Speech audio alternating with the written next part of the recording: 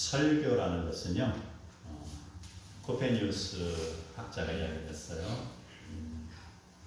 눈먼 자에게 부분만을 보여주는 것이 아니라 전체를 보여주는 것이라고 했습니다. 그래서 때로는 이 설교가 어렵게도 느껴지겠지만 때로는 그것을 더 넓은 시야로 세상 배워나가야 된다는 것입니다. 그러기 위해서는 설교자는 때로는 청중을 향하여서 어려운 것도 쉽고 깨물고 주물르고 해서 그것을 어린 그런 자녀들이 소화할 수 있도록 이것을 다져서 먹여줍니다. 그러면 성도들은 어때요? 이 넓고 넓은 그 세계 일부분만이 아니라 성경 전체에 흐르는 맥락을 이해할 수 있는 것이죠. 그래서 우리는 설교를 들을 때 이것을 어렵다라고 생각하기보다는 이걸 내가 배워야겠다 생각하면은요, 초등생이 고등생이 되고 대학원생이 되는 것입니다. 우리가 매일매일 먹는 음식이지만 음식이 밥과 국과 반찬으로 되어 있는 것, 거기에다가 때로는 이태리 음식도 또 프랑스 음식도 그 다음에 어디 러시아 음식도 다양하게 먹는 것이다. 그래야 우리가 음식을 통해서 전체 하나님이 주신 이 식물과 동물에 대해서 이해를 하며 감사할 수 있는 것입니다. 그래서 전체 하나님의 나라를 알고 하나님의 세상을 이해하는 것입니다. 자, 우리 기쁜 마음으로 하나님이 주신 나에게 오늘 어떠한 말씀의 잔치를 우리에게 주시는가 기대하면서 올해 말씀을 들어가도록 하겠습니다. 네. 사람은 살아가면서 누구나 두 가지의 시험을 겪습니다. 그 중에 하나는 사탄이 주는 시험입니다. 그 시험이라는 것은 사람을 무너뜨리려고 노력하는 바로 시험, 이것을 갖다 유혹이라고 합니다. 이걸 영어로 이야기하면 temptation 이렇게 이야기하고 있죠. 유혹입니다. 그래서 사탄이 주는 것은요, 인간을 때리고 망가뜨리고 넘어뜨려서 인간을 반신불수로 만드는 목적이고요. 결국 사탄의 목적은요, 온전한 인간을 넘어뜨려서 지옥으로 보내는 목적이 있어요. 이게 유혹입니다. 그런데 하나님이 주시는 시험이 있어요. 이걸 바로 우리는 이걸 테스트라 이렇게 하는데, 이 테스트라는 것은 우리 훈련을 이야기합니다. 테스트. 자, 운동선수가 열심히 훈련하는 거 어때요? 강인해지기 위해서잖아요. 강인하고 그의 목적이 있으면 내가 올림픽에서 금메달을 따는 목표가 있다. 자, 그 목표를 향해서 내가 또 훈련을 받고 또 훈련을 받는 것입니다. 마치 선수가 올림픽에서 우승하는 것처럼 우리의 성도의 삶의 승리라는 것은요, 사탄의 권세를 이기고 끝까지 성공하며 하나님 나라에 가서 멸관을 얻는 것입니다. 그러기 위해서 우리가 훈련을 받는 것이라는 것이죠. 이게 바로 테스트다 이것입니다. 이스라엘 백성들 오랫동안 종살이를 하였고 그 백성들은 어떻습니까? 40년 동안 광야에서 훈련을 받고 있었습니다. 40년 동안의 훈련이라는 것은요, 그들의 신앙이 성숙해지기를 기다리는 과정이었습니다. 바로 가나안 땅에 들어갈 백성을 선별하는 과정이기도 합니다. 그런데 그 백성들이 그 훈련의 기간을 참지 못하고 인내하지 못하고 불평했을 때 하나님은 순간순간 징계를 내려서 그 백성을 돌이키게 만들었습니다. 그래서 이 모든 징계나 이 모든 하나님으로부터 나오는 것을 일컬어서 훈련이다, 테스트다. 그걸 통해서 성도의 신앙을 성숙하게 하는 과정으로 우리는 바라봐야 됩니다. 네. 오늘 본문을 읽은 창세기 22장 역시 하나님이 아브라함을 훈련하는 내용이 여기에 기록되어 있습니다. 1절 보면은 그 일 후에 이스마엘도 떠나가고 이삭도 이제 어느 정도 장성한 나이, 이걸 일컬어서 그 일 후에라고 얘기했습니다. 바로 이제 아브라함에게는 허전하고 이스마엘도 갔고 오직 자기 아들 이삭만 남아 있는 상황에서 자기 오른팔 하나가 없어졌을 거라는 그 허전함입니다. 그런 상황에서 하나님이 아브라함에게 시험하여 부르시는 대목이 이곳입니다. 그랬을 때 아브라함은 그의 마음속에 어떠한 생각을 하고 있을까? 과연 아브라함은 내가 말하는 그 명령 지킬까? 이것을 알고자 원해서 하나님께서 그를 부르시는 것. 그리고 2절에서 그 시험의 내용이 구체적으로 전개됩니다.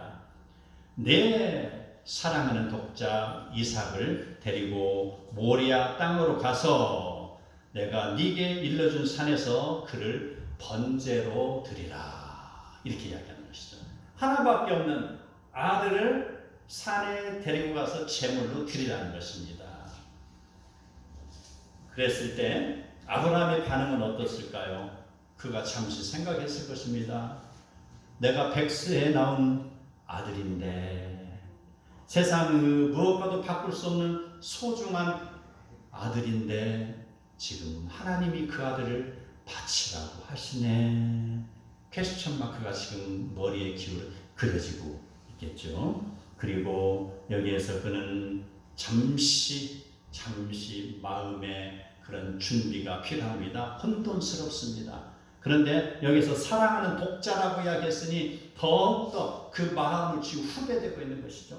사랑하는 독자 이 이야기인 즉슨요. 너 지금 그 아들도 떠났잖아. 이스마엘 떠났잖아. 너희 하나밖에 없는 아들 독자를 내가 바치라는 거야. 이 말입니다. 이제 바로 25년 만에 얻었고 이제 장성한 그 아들, 그 언약의 아들을 바치라고 하고 있습니다. 바로 이것은 이삭이 바로 하나님의 언약의 아들이라는 그런 증거나 마찬가지입니다. 사랑하는 독자 이것을 아가페토스 바로 모노게네 이렇게 사랑하는 독자 그것을 헬라어 어느 책에서 원문에 보면은요 여기서 사랑하는 아들로 이렇게 말합니다. 사랑하는 아들 독자라고 하고 사랑하는 아들로만 이렇게 표현된 걸 제가 공부할 때 읽은 적이 있습니다. 사랑하는이라는 게 들어갑니다.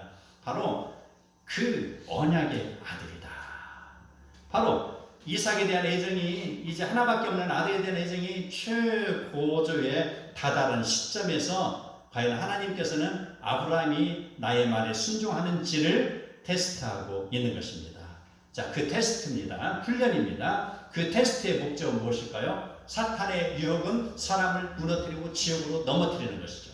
그러나 하나님이 백성을 훈련시키는 목적은요. 테스트의 궁극적인 목적이라는 것입니다. 바로 그 사람을 하여금 복을 받게 하시기 위한 것을 우리는 알아야 될 것입니다. 아멘. 자, 그 명령을 들은 아브라함은 어떻습니까? 그가 밤새 잠을 제대로 자지 못하고 아마 뜬 눈으로 밤을 지새웠을 것입니다. 그가 갈대아우리에 있을 때 하나님이 자기에게 말씀하신 것이 기억납니다. 아브라함아, 예 하나님, 너 자식 없지? 예 없습니다. 내가 너에게 자식 줄 거야. 그렇습니까? 그래, 내가 줄 건데 내가 지시할 땅으로 너는 가라. 예, 가겠습니다 하고 그렇게 해서 나왔어요. 그리고 25년 만에 그것도 얻었단 말이죠. 바로 안 줬어요. 하나님이 야속하기도 하죠. 바로 준다고 해서 바로 줘야 하는데 25년 후에 준 거예요. 그거는 그의 신앙이 점차로 자라기를 기다리게 된 것이죠. 그리고 또 지금 이삭이라는 이 청년이 아마 한 15살 이상 먹지 않았을까 생각이 듭니다. 그렇다면 어때요? 25 플러스 15 하면은 그의 나이가 대충 40살은 되지 않았을까라는 생각을 하게 되는 것이죠. 그런데 그 아들을 지금 달라고 하십니다. 내놔. 내가 줬으니까 내한테 다시 가져와라는 거. 이 말을 듣고 아브라함은 어땠을까요? 밤새 눈물이 흘렸을 것입니다. 눈물을 흘리다가 문득 생각이 났습니다. 내가 이러고 있을 때가 아니다. 지난 일을 생각해 보니까 자기가 가나안 땅에 도착해서 흉년에 애굽 갔을 때 바로에게 잠깐치 말을 잘못해서 아내를 뺏길 뻔했습니다. 그리고 또 있습니다. 아비멜렉 왕이 가서 또 거짓말하다가 아내를 뺏길 뻔했습니다. 그럴 때는 어땠어요? 하나님이 구해주신 거 번뜩 생각이 나는 거예요. 그것이구나. 하나님 지금 나를 훈련시키고 있구나. 이걸 지금 깨닫게 되는 거. 그래서 그는 바로 하나님이 지금 이삭을 바치라고 하신 것은 하나님이 그 나의 신앙을 시험하고 하나님이 이삭을 어떻게라도 구해주실 거야 라는 확신이 생기는 것입니다. 신앙은 믿음과 확신입니다. 그 안에서 우리가 전진하는 것입니다. 그랬을 때 아브라함이 아침 일찍 일어나 나귀의 안장을 지우고 두 종과 그의 아들 이삭을 데리고 번제에 쓸 나무를 쪼개어 가지고 떠나 하나님이 자기에게 일러준 곳으로 가더니, 자, 아침 일찍 일어나겠습니다. 이렇게 일찍 서두르는 건 뭡니까? 바로 이 일이 변경되면 안 되기 때문에 서두르자. 내가 이 일을 아내 사라에게 이야기하면 어떻게 돼요? 혹시라도 머뭇머뭇하다가 사라가 알게 되면 어떻습니까? 그의 앞길을 죽음을 무릅쓰고 막을 것입니다. 어떻게 얻은 아들인데 하면서 울며 불며, 그래서 사라와의 대화가 있기 전에 일찍 떠나는 모습입니다. 그거 있고요. 그 다음에 그는 일찍 떠나는 것은요, 평상시의 일처럼 그냥 아무렇지도 않은 듯이 떠나는 것이, 자, 그런 것이 있습니다. 자, 일찍 떠나는데 일어나자마자 바로 나귀의 안장을 먼저 채웠다는 것입니다. 자, 안장을 채웠다 라는 것은요, 지금 출발한다는 것입니다. 그리고 나서 장작을 구해놨어요. 일이 앞뒤 순서가 안 맞죠. 예, 앞뒤가 안 맞아요. 자, 그 마리아와 그 예수님의 죽음을 향유를 가지고 닦으러 갈 때 어떻습니까? 그는 성령의 감동을 받아서 아침 일찍 그 안식 이후 첫날 새벽 일찍 떠났습니다. 가면서 보니까 어떻습니까? 아, 그곳에는 큰 돌물이 있어가지고 우리가 옮길 수가 없는데 라는 것이 그때가 생각이 난 거예요. 그랬을 때 그는 그냥 직진하는 것이죠. 그러면서 누가 그 돌문을 옮겨주면 좋겠다라고 하면서 읊조림의 기도를 하고 가는 것이죠. 신앙은요, 바로 나에게 감동이 주어졌을 때 바로 그 감동을 진행하는 것입니다. 하나님이 그 길을 인도해 주는 것입니다. 이걸 바로 순서가 바뀌었지만 바로 나귀의 안장을 채우고 그 다음에 나무를 쪼개어 씻게 하였다. 앞뒤가 다 바뀌었습니다. 그렇지만 지금 아브라함의 마음은 직진입니다. 신앙이 직진입니다. 그래서 나무를 쪼개고 나무를 나귀에 싣고 그리고 그 사라에게 말하고 떠나야 됨을 다 무시를 해버리고 가장 일찍 이른 시간에 나귀의 안장을 채우고 나무를 쪼개어 실었다. 거꾸로 됐으니요. 거꾸로 이건 뭐예요? 목적이 먼저 달려나간다는 것입니다. 목적이. 이게 성도의 신앙의 올바른 모습이 될 줄 믿습니다. 그러면은 바로 도우시는 성령께서 우리를 인도해주시는 것을 믿으시기 바랍니다. 바로 내 마음의 성령께서 바로 이것을 행해 주신다는 그것을 믿고 아멘으로 오늘 또 받들고 나가는 복된 성도들이 다 되시기를 축복합니다. 하나님께서 명령하신 모리아산까지 거리는 80km 장장 3일 길을 걸어가는 거리입니다. 그 80km 3일간의 거리, 그가 결단하고 가는 길이었지만 이 3일이라는 시간은요, 짧은 시간이 아닙니다. 그 3일을 가는 중간에 내가 갈까, 어떻게 그 다음에 말까지요. 직진할까, 후진할까, 순종할까, 불순종할까, 이 생각이 얼마나 많이 마음의 요동을 쳤겠냐 이 말입니다. 왜 그래요? 자기 아들을 죽이는 것이잖아요. 바로 그런 고통의 시간이었지만 아브라함은 그 3일 길을 묵묵히 걸어갔습니다. 이것이 아브라함의 순종입니다. 아멘. 모리아산에 도착하였습니다. 종들에게 이르되 너희는 나귀와 함께 여기에서 기다리라. 내가 아이와 함께 저기 가서 예배하고 우리가 너희에게 돌아오리라. 그렇게 이야기를 합니다. 자, 자기가 이삭을 드리면 하나님께서 살려주시려는 확신이 있었기 때문에 그는 우리가 너희에게로 돌아오리라고 이야기했습니다. 그렇죠? 우리라는 것이 아브라함과 이삭밖에 없는 거예요. 우리가 돌아오리라. 이것은 바로 부활신앙에 대한 확신입니다. 그리고 아브라함이 6절을 보면 번제나무를 가져다가 이삭에게 치우고 자기는 불과 칼을 손에 들고 두 사람이 동행하더니 이제 아브라함과 이삭이 동행을 하는 것이죠. 이삭은 장작을 짊어지고 걸어가고 있습니다. 그는 비록 자기의 죽음을 알지 못하지만 아버지의 명령에 순종하고 있습니다. 이에 그 이삭의 모습은요, 십자가를 짊어지고 골고다 언덕을 걸으시는 성자 예수 그리스도의 뒷모습입니다. 예수님은 알고 걸어가셨죠. 그러나 이삭은 모르고 걸어갔습니다. 여하튼 간에 알든지 모르든지 지금 그 과정을 걸어가고 있어요. 바로 그걸 통해서 이삭의 모습은 예수 그리스도의 죽음을 어찌 보면 예표하는 것일지도 모릅니다. 그리고 그 아래서부터 중턱 정상에 이르기까지 아버지와 아들은 올라갑니다. 이런 이야기 저런 이야기 할 일이 많지만 그러나 그날은 아무런 말도 하지 않습니다. 말하다 잘못하면 내가 불평할 수도 있기 때문에 침묵이 흐릅니다. 그런데 그 침묵을 깨는 이삭의 질문, 아버지, 불과 나무는 여기 있는데 번제할 어린 양은 어디 있습니까? 그 말을 들은 아브라함의 마음은 이제 찢어지고 있습니다. 어떻게 대답해야 할지 마땅한 답이 떠오르지 않습니다. 이스라엘 사람들은 예수 그리스도를 십자가에서 죽였으면서도 어린 양이 어디 있냐고 지금도 찾고 있습니다. 하나님 아버지의 마음이 얼마나 아프시겠어요. 너희들이 죽였잖니. 그 예수 그리스도이죠. 어린 양 어디 있습니까? 아버지에게 지금 질문하고 있어요. 우리 속담에 그렇죠. 부모가 죽으면 산에 묻지만 자식이 죽으면 가슴에 묻는다는 것입니다. 지금 이삭은 죽지 않았지만 조금 있으면 죽잖아요. 조금 있으면 그 죽을 이삭을 자기 가슴에 묻어야 될 상황입니다. 아브라함의 가슴은 지금 계속해서 찢어지고 있습니다.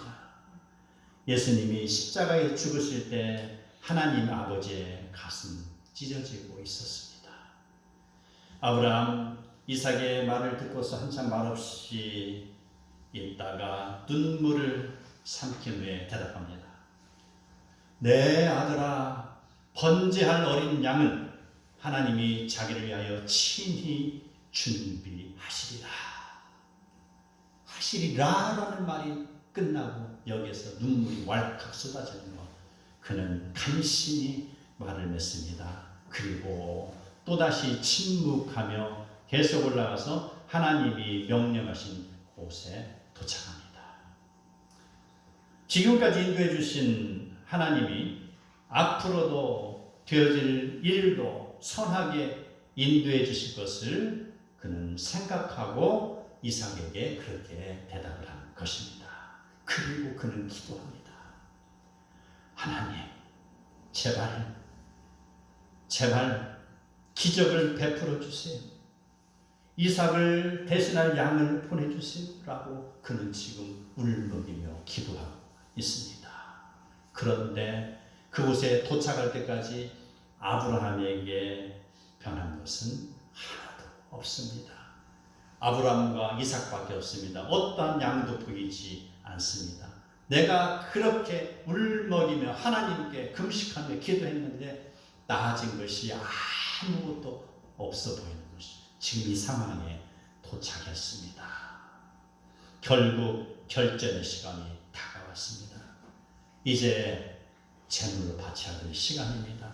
더 이상 기다릴 수 없습니다. 자기가 선택한 장소가 아닙니다. 자기가 계획한 일이 아닙니다. 그러나 지금 아브라함은 어떻습니까? 하나님이 선택한 장소에서 하나님이 계획하신 일을 지금 실행을 해야 되는 것입니다. 내가 원하지 않았지만 하나님께서는 자기의 사랑하는 아들을, 딸을 핀셋으로 콕 집어서 어디로 보냅니까? 저 이디오피아로 보냅니다. 어디로 보냅니까? 저 네팔로 보냅니다. 저리 인도네시아로 보냅니다. 선교사를 그렇게 보내고 있지 않습니까? 하나님의 뜻을 이루기 위해서. 그랬을 때 어떻습니까? 아멘, 아멘 하고 그 선교지로 가는 선교사를 한번 생각해 보시기 바랍니다.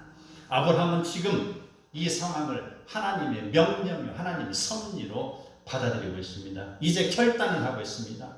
그곳에 제단을 쌓고 나무를 벌려놓고 그의 아들 이삭을 결박하여 제단 나무 위에 놓고, 그 다음 10절입니다.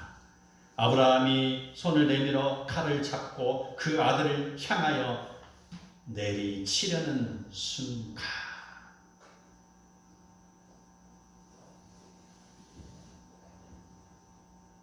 이때 하나님께서 그의 마음에 감동을 주십니다.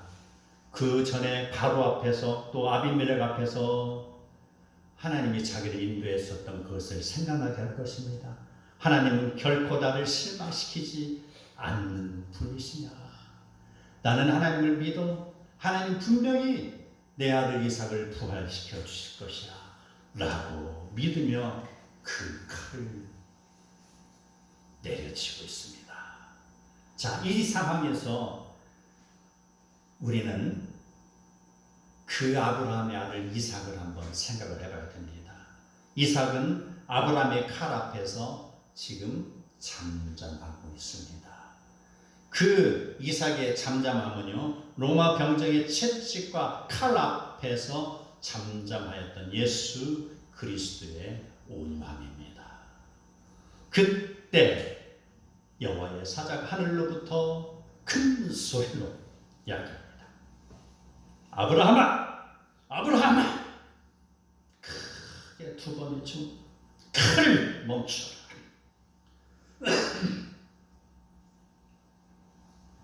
하나님의 역사는 결정적인 순간에 일어납니다. 나의 계획이나 나의 의지가 아니고요, 나의 상상이나 어떤 걸 넘어서는 것이죠. 내가 그 결정적인 끝까지 도착했을 때 하나님은 비로소 그것을 우리에게 보여주십니다. 하나님의 역사는 바로 이렇게 마지막에 결정적인 순간에 이루어지게 하는 것. 12절에 이야기합니다. 그 아이에게서 네 손을 대지 말라. 그에게 아무 일도 하지 말라. 네가 네 아들 복자까지도 내게 아끼지 아니하였으니 내가 이제야 네가 하나님을 경외하는 줄 아노라 말씀하셨습니다. 바로 이 내용인 것이죠. 지금 이 내용을 말씀하기 위해서, 인정하기 위해서 1절부터 11절까지 지금 걸어온 것이에요. 바로 아브라함은 하나님이 베푸신 그 테스트, 그곳에 합격한 것입니다. 테스트에 합격. 네가 네 아들까지도 아끼지 아니한 것이라는 것입니다. 우리는요, 여기에서 지금까지의 설교를 통해서 아브라함의 믿음을 들었다면요, 우리는 이제 아브라함의 믿음이 아들 이삭에게 대물림 되는 것을 여기에서 배우게 됩니다. 나이 많은 노인이 힘센 소년 이삭을 결박했다는 그 대목을 우리는 봐야 돼요. 아버지의 결정을 순종으로 받아들이는 이삭의 동의가 있었기 때문이라는 것이죠. 아멘. 이삭이 거기에서 그 아버지를 밀치고 도망갈 수도 있잖아요. 자기는 힘이 세고, 그리고 지금 아브라함의 나이는 대충 봐도 115살 이상이 된 것이잖아요. 115살 이상이 된 노인이라는 것이죠. 아무런 힘이 없어요. 그러나 이삭은 어떻습니까? 아버지를 거부하지 않았습니다. 아버지를 밀치지 않았습니다. 힘없는 자기 아버지 노인, 흰머리가 된 백발이 구성한 자기 아버지가 자기를 끈으로 묶을 때 어떻습니까? 아무 힘도 없는, 그저 좀 더 세게 당겨야 뭐가 좀 잘 묶어질 거 아니에요.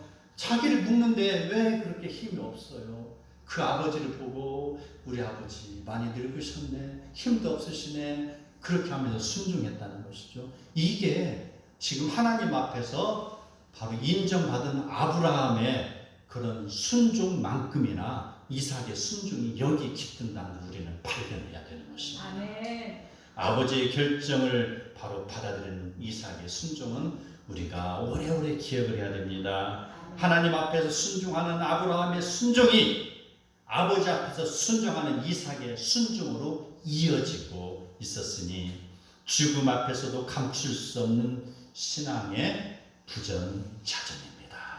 신앙의 대물림이라는 것이죠. 이 상황에서 이삭은 비록 죽지 않았으나 죽은 사람입니다. 무슨 말이에요? 어려운 말 했다고요? 아니에요. 이삭은 이미 아브라함의 손에 의해서 죽은 거나 마찬가지라는 것이죠. 이삭은 죽은 거나 마찬가지듯이 하나님이 아브라함의 신앙을 지금 이삭의 죽음을 받았어요. 그냥 받았어요. 그리고 받았다. 그러나 더 이상은 진전하지 않고 내가 받았다. 그리고 이삭은 죽었으나 다시 살아난 사람이라고 합니다. 이것도 어렵죠? 어려운 거 아니에요. 예수님은 죽었으나 다시 부활하셨잖아요. 바로 예수님의 뒷모습을 우리에게 보여주는 거예요. 이삭의 순종이. 바로 그를 통하여서 우리는 예수 그리스도를 발견해야 될 줄 믿습니다. 사랑하는 성도 여러분, 힘든 상황을 지나왔습니까? 예수 그리스도의 부활을 바라보시기 바랍니다. 나는 부활이요 생명이라고 했습니다. 우리의 성도의 삶은 부활과 생명으로 이어지는 것을 받으시기 바랍니다. 그 다음부터는 이제 바로 축복입니다. 17절 내가 네게 큰 복을 주고 네 씨가 크게 번성하여 하늘의 별과 같고 바다의 모래 같게 하리니 네 씨가 대적의 성문을 차지하리라. 이러한 언약이 이제 하나님이 아브라함에게 약속하신 복이 이삭에게 이어지고 있는 바로 복의 대물림의 현장이 되는 것을 지금 우리는 보고 있습니다. 자, 신앙의 대물림은 복의 대물림으로 이어지는 것이죠. 이것이 공식으로 성립이 되는 것입니다. 마태복음 5장 5절에 보면은요, 온유한 자는 복이 있나니 그들이 땅을 기업으로 받을 것이라 이렇게 말씀하였습니다. 우리는 부모님께서 전해주신 신앙을 겸손히 받드는 것, 이게 부모님에게 효도를 하는 것입니다. 이게 바로 하나님께 충성하는 것입니다. 아브라함의 순종하는 믿음이 이삭에게 전해졌던 것처럼 우리는 바로 우리의 신앙을 자녀에게 전수를 해줘야 됩니다. 디모데의 요즘 로이게와 그의 어머니 유니게의 신앙이 디모데에 이뤄진 것처럼 우리가 자녀에게 물려줄 가장 귀한 것이 있다면 바로 하나님의 말씀입니다. 그 말씀에 순종하는 신앙을 자녀들에게 물려주시기 바랍니다. 나무나 집이나 풀로 집을 짓지 아니하고 금이나 은이나 보석과도 같은 고귀한 신앙을 자녀들에게 물려주시기를 바랍니다. 아브라함의 순종하는 신앙이 이삭의 순종하는 신앙을 낳은 것처럼 우리의 자녀들에게 신앙의 유산을 물려주시기 바랍니다. 아브라함이 그 땅 이름을 여호와 이레라 하였으니 우리 사랑하는 자녀들이 믿음과 순종으로 걸어가는 그 길에 여호와 이레의 복이 임하기를 축복합니다. 아멘.